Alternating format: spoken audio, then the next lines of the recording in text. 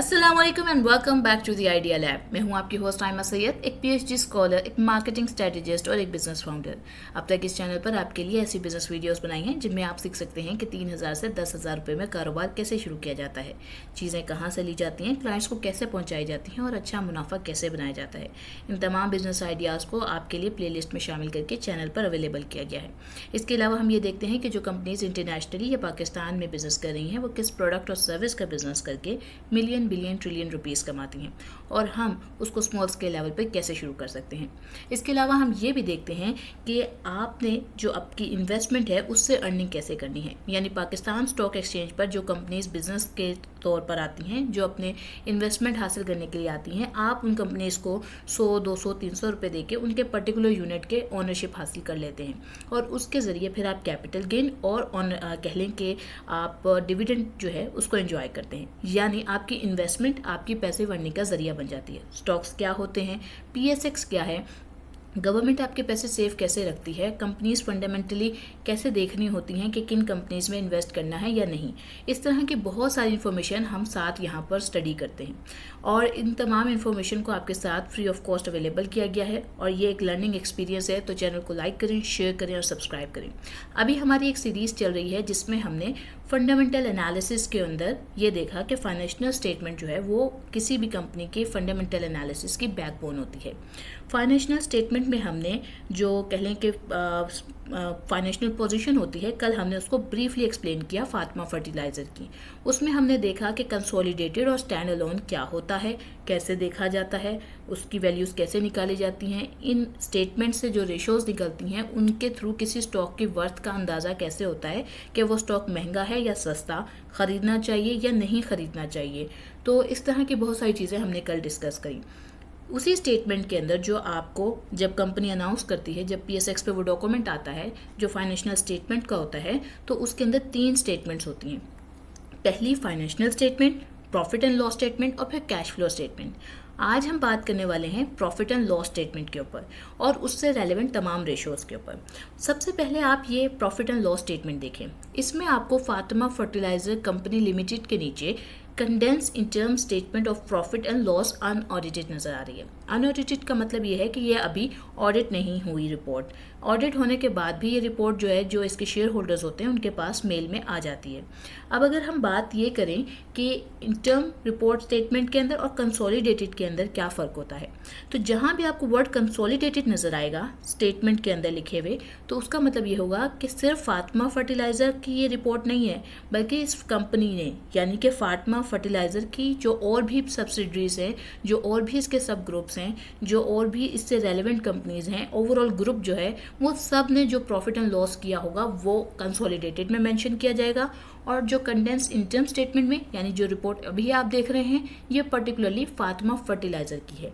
जब भी statement issue की जाती हैं तो उसमें आपको 2 जो ग्रुप्स जो हैं, ग्रुप के तौर पे वर्क कर रही होती हैं जो कंपनीज, उनमें आपको कंसोलिडेटेड और कंडेंस दोनों नज़र आती हैं स्टेटमेंट्स। तो आपने जो है, जब आप एक पर्टिकुलर बिजनेस को समझना चाहते हैं, आप देखना चाहते हैं कि वो पर्टिकुलर कंपनी यानी फातिमा फर्टिलाइज़र कैसे काम कर रही है, तो फिर उसके लिए आप फातिमा फर्टिलाइज़र की कह लें कि जो कंडेंस्ड जो है उसका, यानी कि स्टैंड अलोन का जो प्रॉफिट एंड लॉस स्टेटमेंट है, उसकी जो कैश फ्लो स्टेटमेंट है, उसकी जो फाइनेंशियल स्टेटमेंट है, उसको रीड करते हैं और उससे अपनी रेशोज़ को कैलकुलेट कर सकते हैं। कल की वीडियो में इससे रेलेवेंट बहुत ब्रीफली एक एक चीज़ को एक्सप्लेन किया गया है, सो काइंडली उस वीडियो को ज़रूर देख लीजिएगा इस वीडियो को देखने से पहले, ताकि आपके सारे कॉन्सेप्ट्स क्लियर हो जाएं। तो अब शुरू करती हूँ मैं कि ये स्टेटमेंट जो आप देख रहे हैं इसमें क्या क्या इन्फॉर्मेशन है। तो देखिए, यहाँ पे आपको 3 मंथ्स एंडेड और 6 मंथ्स एंडेड नज़र आ रहा है। यहाँ पर 3 मंथ्स एंडेड में अगर हम देखें तो 2 कॉलम्स हैं, एक 30 जून 2025 का है और दूसरा 30 जून 2024 का है। ये बेसिकली कंपैरिजन है क्वार्टर्स का। पिछले साल 2024 में इस क्वार्टर में जो रिपोर्ट आई उसकी वैल्यूज़ मेंशन है और इस साल 30 जून तक जो वैल्यूज़ आई हैं, जो वैल्यूज़ बेसिकली डाटा जो कि सेल्स से हमें जनरेट हुआ, वो यहाँ पर मौजूद है। ये इसलिए होता है ताकि आप कंपनी के इस कंपैरिजन को कर सकें कि कंपनी ने पिछले साल इसी क्वार्टर में जो परफॉर्मेंस दिखाई थी, इस साल उस परफॉर्मेंस में कमी आई है या फिर कंपनी ने उससे ज़्यादा परफॉर्म किया है, ताकि इन्वेस्टर को ये पता चल सके कि उसने स्टॉक के अंदर इन्वेस्ट करना है या नहीं करना। तो यहाँ पर आप इसमें देख सकते हैं सेल्स को। अब यहाँ 6 मंथ्स में भी सेम चीज़ें मेंशन है और 3 मंथ्स में भी। ऑब्वियसली 6 मंथ्स के अंदर 6 मंथ्स का डाटा है और 3 मंथ्स के अंदर 3 मंथ्स का डाटा मौजूद है। अब अगर हम सेल्स के हवाले से बात करें तो लास्ट ईयर सेल्स को अगर आप देखें और पहले 2 डिजिट्स के बाद जहाँ कोमा है उससे आगे हम ऑब्वियसली वो डिजिट्स आपके पास मौजूद हैं, लेकिन अगर हम सिर्फ फर्स्ट 2 को देख लें तो भी हमारा कंपैरिजन ईजी हो जाता है। तो आप अगर यहाँ देखें तो 41 एंड समथिंग आपके पास जो डिजिट्स मौजूद हैं का जो बिजनेस था, सेल्स थी, वो हुई थी लास्ट ईयर, और इस साल तकरीबन ये इंक्रीज होकर 56 तक पहुंचा है। ग्रॉस प्रॉफिट की बात करें तो ग्रॉस प्रॉफिट जो है वो 15 से बढ़कर 19 समथिंग पे पहुंच गया है। अब इसी तरह ये जो प्रॉफिट एंड लॉस स्टेटमेंट होती है इसमें सेलिंग एंड डिस्ट्रीब्यूशन एक्सपेंसेस को माइनस किया जाता है, इसमें एडमिनिस्ट्रेटिव एक्सपेंसेस को माइनस किया जाता है, उसके बाद फाइनेंस कॉस्ट को देखा जाता है, ऑपरेटिंग एक्सपेंसेस निकाले जाते हैं, अदर इनकम्स जिसमें जो एम्प्लॉयर्स होते हैं उन तमाम लोगों की सैलरीज हो जाती हैं और बहुत सारी चीज़ें वो निकाली जाती हैं, शेयर ऑफ द प्रॉफिट जो एसोसिएट से आता है वो निकाले जाते हैं, कोई और लॉस आए हों तो वो निकाले जाते हैं, और फिर वैल्यू आ जाती है PBT which is profit before tax. यानी ये वो वैल्यू है जो कंपनी की तमाम प्रॉफिट है, लेकिन ये आपका नेट प्रॉफिट नहीं है, ये एक किस्म का ग्रॉस प्रॉफिट के और नेट प्रॉफिट के बीच की वैल्यू है जो टैक्सेशन से पहले की है। उसके बाद जब आपने टैक्स पे कर दिया तो फिर जो आपकी प्रॉफिट फॉर द पीरियड होती है यानी कि P4P, ठीक है, ये जो आपकी वैल्यू होती है प्रॉफिट फॉर द पीरियड या प्रॉफिट आफ्टर टैक्स भी आप इसे कहते हैं, PAT भी कह सकते हैं आप इसको। तो ये जो पैट आता है इसी को ही आप नेट इनकम भी कहते हैं, यानी आपका जो प्रॉफिट फॉर द पीरियड है वो आपकी नेट इनकम है जो कि कंपनी के पास टैक्सेशन देने के बाद मौजूद है। आखिर में आपके पास अर्निंग पर शेयर दिया हुआ है, जहां पर आप देख सकते हैं कि इन 3 मंथ्स का अगर कंपेयर करें तो पिछले साल से इस साल में अर्निंग पर शेयर बढ़ा है, और अगर 6 मंथ्स में भी देखें तो पिछले साल से इस साल में अर्निंग पर शेयर की वैल्यू बढ़ी है। अर्निंग पर शेयर की वैल्यू बढ़ने से आपको मालूमात क्या मिलती है? इससे आपको ये पता चलता है कि जिस कंपनी ने अर्निंग पर शेयर जिस कंपनी का ज़्यादा होता है, इसका मतलब ये है कि कंपनी उसमें से डिविडेंड अनाउंस करने की कैपेसिटी रख सकती है और फिर कंपनी उसके हिसाब से डिविडेंड अनाउंस करती है। फातिमा फर्टिलाइज़र ने भी डिविडेंड अनाउंस किया था, पर इसकी डिविडेंड हिस्ट्री कंसिस्टेंट नहीं है, बीच में कुछ स्किप्स भी आ चुके हैं। तो अब हम अगर इसकी रेशोज़ को और तमाम वैल्यूज़ जो इसमें मौजूद हैं उनको लेकर आगे डाटा को ट्रांसलेट करते हैं, यानी डाटा को समझने की कोशिश करते हैं। तो सबसे पहले हमारे पास आ जाता है gross profit margin. Gross profit margin find करने का फॉर्मूला है gross profit divided by sales multiply by 100। हमने ये वैल्यूज़ इसी शीट से ली हैं और इसके बाद आंसर आ जाता है 34.38। ग्रॉस प्रॉफिट मार्जिन बताता है कि सेल्स के अगेंस्ट कॉस्ट ऑफ प्रोडक्शन के बाद कितना मार्जिन बचता है। अगर ये ज़्यादा है तो इसका मतलब है कि कंपनी एफिशिएंटली अपना फर्टिलाइज़र बना रही है और प्रोडक्शन कॉस्ट कंट्रोल में है। फातिमा फर्टिलाइज़र का ये जो 34% GPM है बहुत अच्छा है। सेक्टर की एवरेज जो है तकरीबन वो 25 से 28 के ऊपर ही होती है, मतलब प्रोडक्शन एफिशिएंसी स्ट्रॉन्ग है इसकी। अब अगर हम बात करें ऑपरेटिंग प्रॉफिट मार्जिन की तो उसके लिए फार्मूला यूज़ होता है operating profit divided by sales multiply by 100। यहाँ आपके पास आंसर आता है 18.16% का।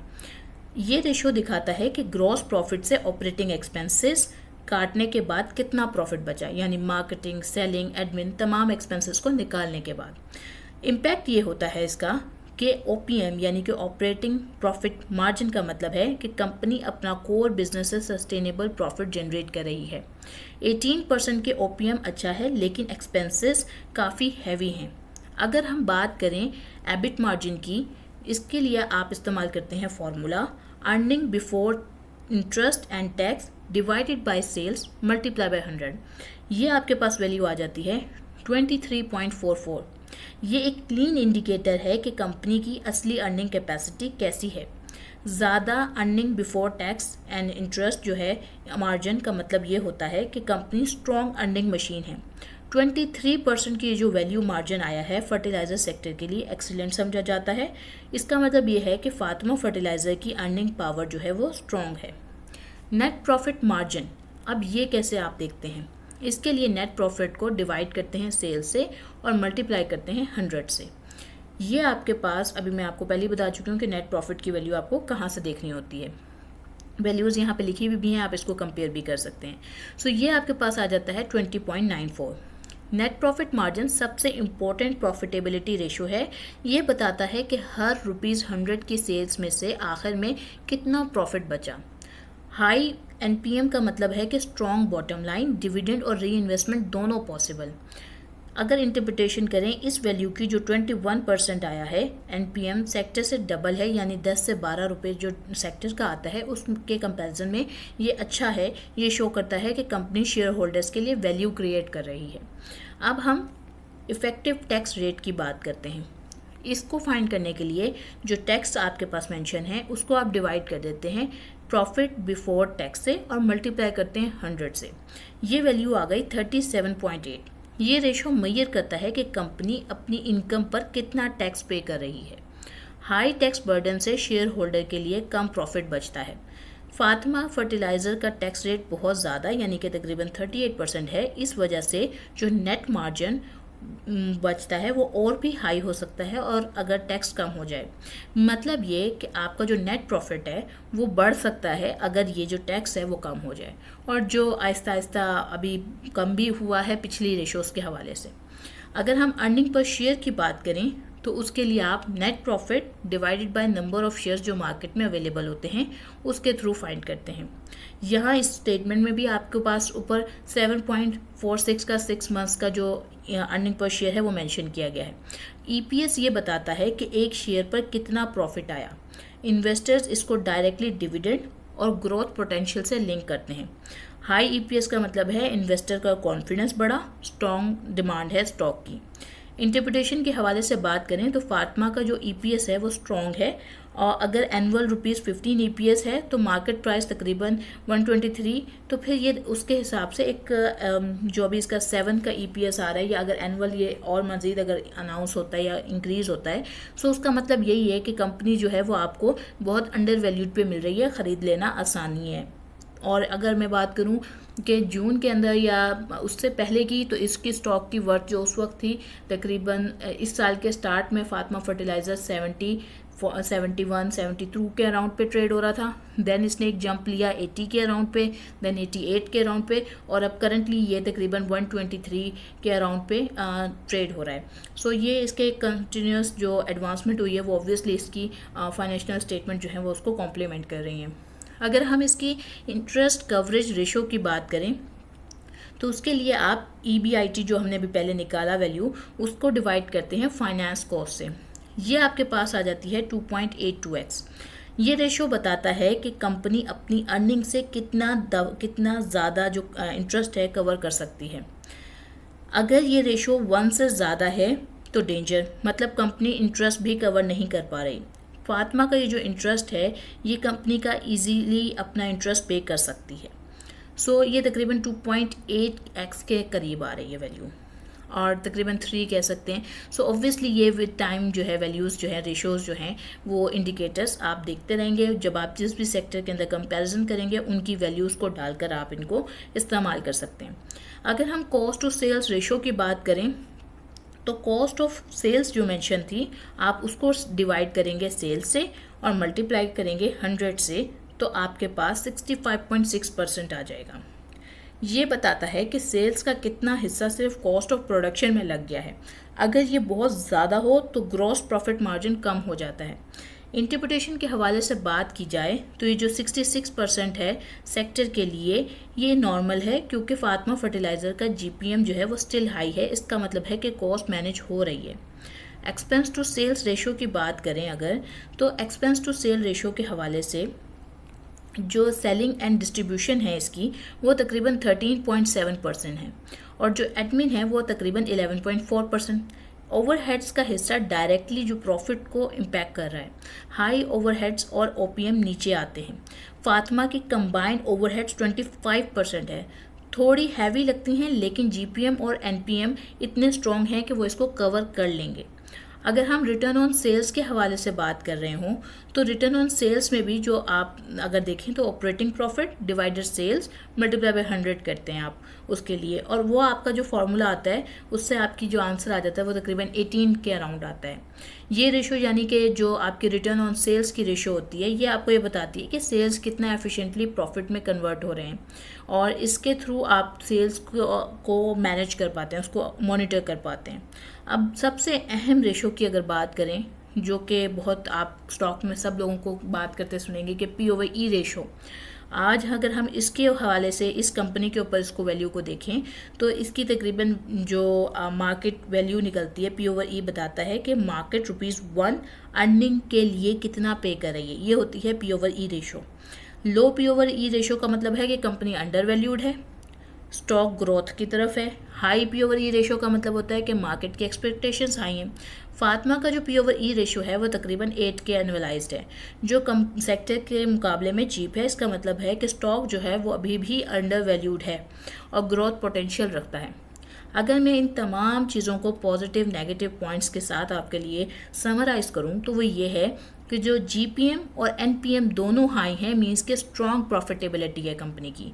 EPS और P/E रेशो जो हैं वो अट्रैक्टिव हैं, स्टॉक अंडर वैल्यूड है, और इसी तरह इंटरेस्ट कवरेज जो है वो सेफ़ है, डेट का प्रेशर कम है। नेगेटिव वैल्यूज़ ये हैं कि टैक्स बहुत ज़्यादा है, नेट प्रॉफिट और स्ट्रॉन्ग हो सकता था अगर टैक्स कम होता। ओवरहेड्स जो हैं वो 25% सेल्स का है हिस्सा रख रहे हैं, एफिशिएंटली इम्प्रूव करने चाहिए। अगर इन्वेस्टर पॉइंट ऑफ व्यू से बात की जाए तो फातिमा फर्टिलाइज़र एक फंडामेंटली स्ट्रॉन्ग और एक अंडर वैल्यूड स्टॉक है जो लॉन्ग टर्म के लिए अट्रैक्टिव लग रहा है। लेकिन ऑब्वियसली जब भी आप किसी स्टॉक के ऊपर एनालिसिस करेंगे तो आप उस सेक्टर के अंदर मौजूद बाकी कंपनी के साथ भी उसके एनालिसिस करेंगे और फिर फाइनल डिसीजन लेंगे कि आप उस स्टॉक के अंदर इन्वेस्टमेंट करना चाहते हैं या नहीं करना चाहते हैं। कल जब हमने इसकी फाइनेंशियल स्टेटमेंट को रीड किया था तो उसके अंदर हमने ये देखा था कि ये किस तरीके से बेटर रेशोज़ दे रही हैं, और कमेंट्स के अंदर कुछ आपने जो एंग्रो फर्टिलाइज़र की मुझे रेशोज़ या कोई रेशो मेंशन की थी, तो उसमें भी यही कंपैरिजन जनरेट हो रहा था कि फातिमा जो है वो एंग्रो से बेहतर परफॉर्म करता नज़र आ रहा था इस शॉर्ट टर्म पीरियड के हिसाब से, जो अभी फ्लड की सिचुएशंस हैं और जो इस वक्त इकोनॉमी की सिचुएशंस हैं उसके अराउंड। उम्मीद करती हूँ आपको आज की वीडियो अच्छी लगी होगी, आपने वीडियो को लाइक किया होगा, शेयर किया होगा, सब्सक्राइब किया होगा, और इंशाल्लाह ताला मैं इसी तरह आपके लिए अच्छी वीडियोज़ लाती रहूँगी। आज के लिए लेती हूँ मैं अलविदा, मुझे दुआओं में याद रखिएगा। अस्सलाम वालेकुम।